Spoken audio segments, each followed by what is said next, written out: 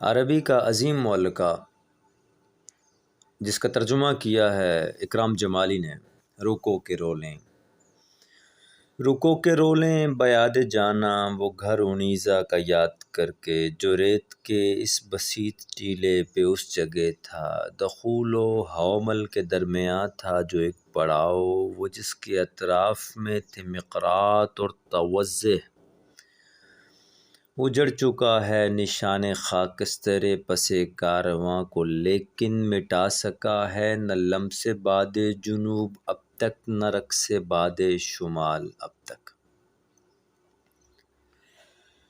تو دیکھتا ہے یہ کیسی ویرانیاں ہیں ہمدم کہ اس کی انگنائیوں میں بکھری پڑی ہوئی ہیں سفید ہرنوں کی مینگنیں اس طرح سے ہر سو کہ جیسے دانے سیاہ مرچوں کے گر گئے ہوں۔ جدائی کی صبح جب انیزہ کا قافلہ کوچ کے ارادے سے لاتا جا رہا تھا اونٹوں پہ رخت اپنا، تو میں قبیلے کے کیکروں کے قریب حسرت زدے کھڑا تھا۔ وفور غم سے میری یہ حالت تھی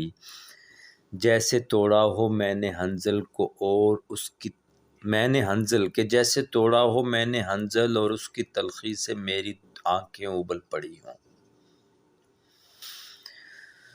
سواریاں میرے ہم نشینوں نے روک رکھی تھیں، میری خاطر یہ کہتے جاتے تھے غم کے مارے ہلاک مت ہو، یہ ناصبوری بری بلا ہے، بڑی ہی قاتل ہے بے قراری، تحمل اچھا ہے صبر کر لو۔ مگر یہ گریہ میری شفا ہے، کوئی تو غمخوار ہو میسر، کوئی تو مٹتے نشاں میں جائے فغاں بتا دے، ہے کون جو دے سکے دلاسا، جو غم گساری کرے ہماری، جو بن سکے غم زدوں کا تکیہ، یہاں کوئی ایسا آستاں ہے؟ جو دن گزارے تھے تم نے ماثل میں امرء القیس یاد کرنا، انیزہ کے عشق میں وہی حال ہے تمہارا، کبھی جو حویرث اور اس کی دوست رباب کے عشق میں ہوا تھا، وہ